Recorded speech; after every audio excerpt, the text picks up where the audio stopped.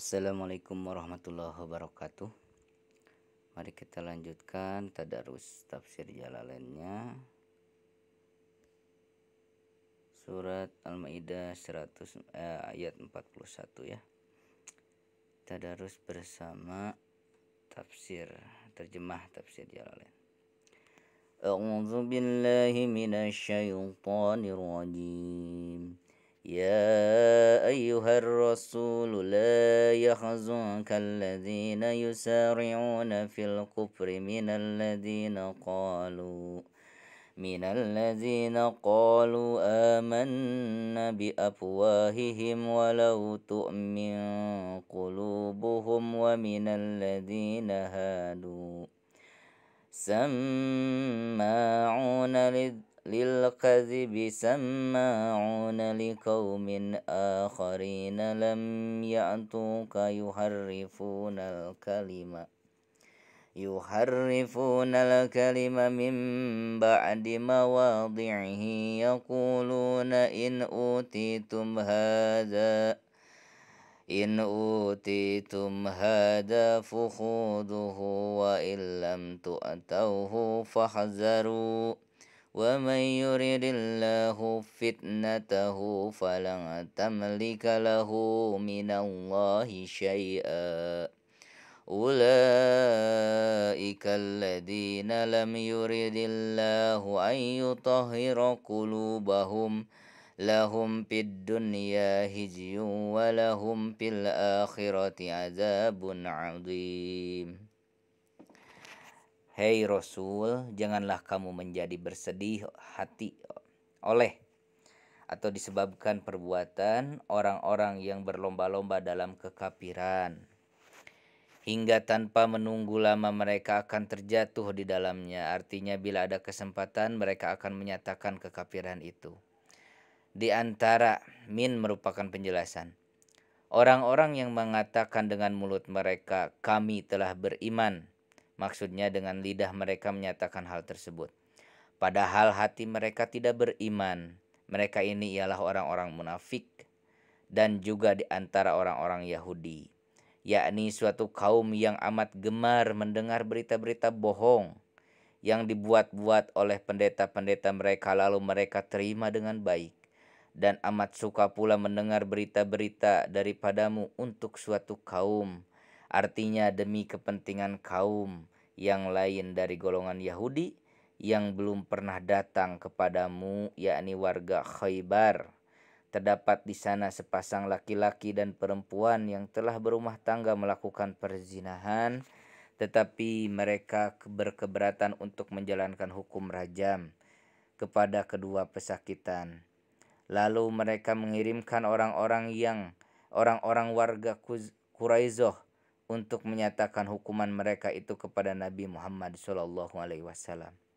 Mereka mengubah-ubah perkataan yang tercantum dalam Taurat seperti ayat tentang rajam dari tempat-tempatnya yang ditaruh Allah padanya. Artinya mereka menggantikannya dengan yang lain. Kata mereka, yakni kepada orang-orang yang mereka utus tadi, jika yang diberikan kepadamu itu ialah ini, maksudnya hukum yang telah dirubah dan dipatwakan oleh Muhammad, yaitu hukum pukulan, maka ambillah, terimalah. Tetapi jika bukan itu yang diberikan kepadamu dan fatwa yang diberikannya bertentangan dengannya, maka berhati-hatilah untuk menerimanya.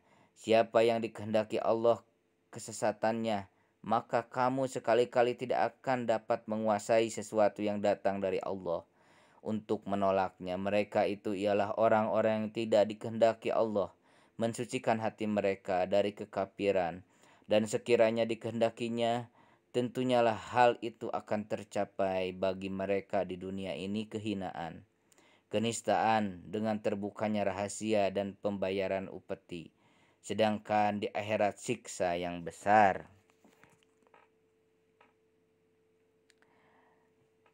Samma'una lil kadhibi akaluna lis-suhti fa in ja'uka fahkum bainahum aw a'rid anhum wa in tu'rid anhum وإن تعرض عنهم فلن يضروك شيئا وإن حكمت فاحكم بينهم بالقسط إن الله يحب المقسطين.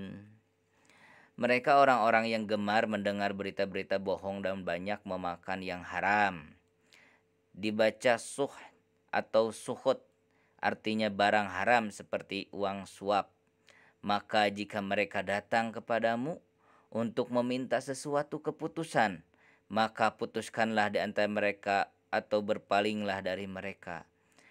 Pilihan di antara alternatif ini dihapus atau dinasah dengan firman-Nya, maka putuskanlah di antara mereka. Oleh sebab itu, jika mereka mengadukan hal itu kepada kita, wajiblah kita memberikan keputusan di antara mereka. Dan ini merupakan yang terkuat di antara kedua pendapat Syafi'i.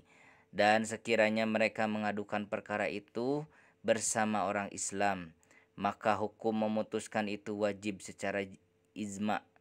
Jika mereka berpaling kepadamu, maka sekali-kali tidak akan memberi madarat kepadamu sedikit pun juga.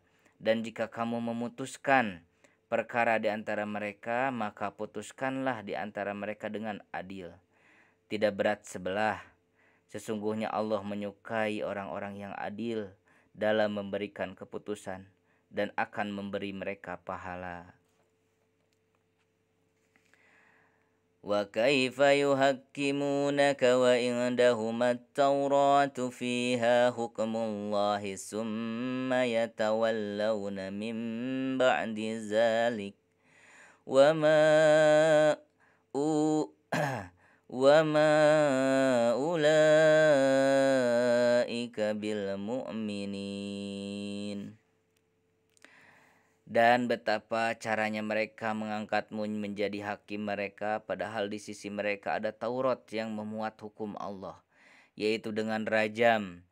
Pertanyaan ini menunjukkan kebenaran, artinya maksud mereka yang sebenarnya bukanlah untuk mengetahui kebenaran, tetapi untuk mencari mana yang lebih ringan. Kemudian mereka berpaling dari hukum rajammu yang sebenarnya sesuai dengan kitab mereka.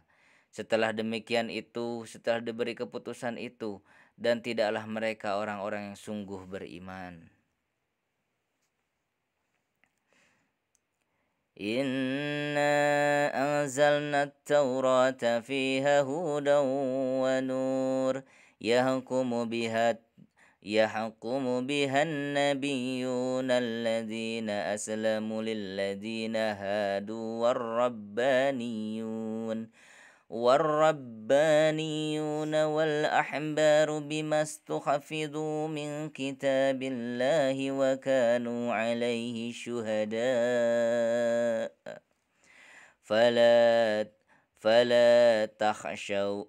فلا تخشوا الناس واخشوني ولا تشتروا بآياتي ثمنا قليلا ومن لم يحكم بما أنزل الله فأولئك هم الكافرون. Sesungguhnya kami telah menurunkan Taurat berisi petunjuk dari kesesatan dan cahaya untuk menjelaskan hukum-hukum yang diambil untuk memutuskan hukum oleh nabi-nabi dari Bani Israel yang tunduk menyerahkan diri kepada Allah. Bagi orang-orang Yahudi dan orang-orang alim dan para pendeta, yakni ahli-ahli hukum dari kalangan mereka, dengan apa disebabkan karena mereka diminta untuk menyimpan, artinya diberi amanat untuk menjaga oleh Allah kitabullah. Jangan sampai diubah-ubah dan mereka menjadi saksi terhadapnya bahwa ia benar adanya. Maka janganlah kamu takut akan manusia, hei orang-orang Yahudi, dalam menyingkapkan sifat-sifat dan ciri-ciri Muhammad SAW yang kamu ketahui tentang ayat rajam dan sebagainya.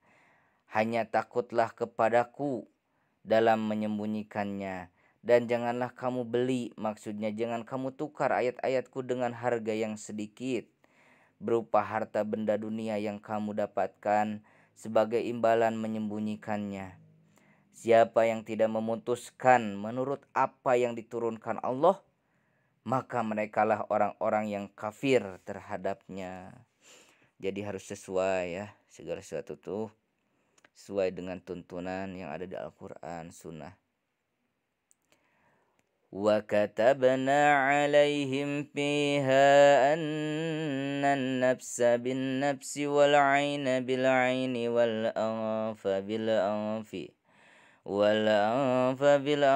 والأذن بالأذن والسن بالسن والجروح قصاص فمن تصدق به فهو كفارة له ومن لم يحكم بما أنزل الله فأولئك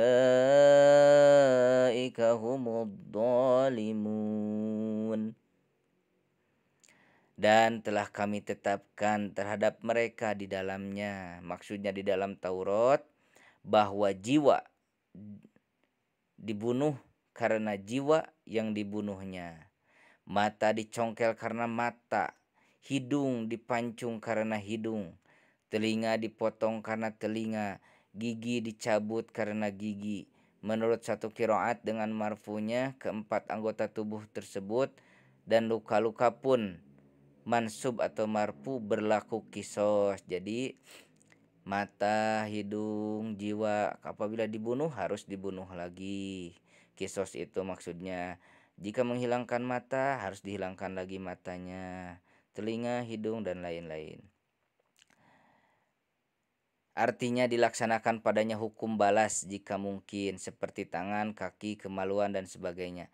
Hukuman ini walaupun diwajibkan atas mereka, tetapi ditakrirkan atau diakui tetap berlaku dalam syariat kita. Siapa menyedekahkannya, maksudnya menguasai dirinya dengan melepas hak kisos itu, maka itu menjadi penebus dosanya atas kesalahannya. Dan siapa yang tidak memutuskan dengan apa yang diturunkan Allah, seperti kisos dan lain-lain, merekalah orang-orang yang aniaya. Sadaqallahul adim. Sami'na wa ata'na ghufranaka rabbana wa ilaikal masir. Cukupkan sekian, mudah-mudahan bermanfaat. Terima kasih. Assalamualaikum warahmatullahi wabarakatuh.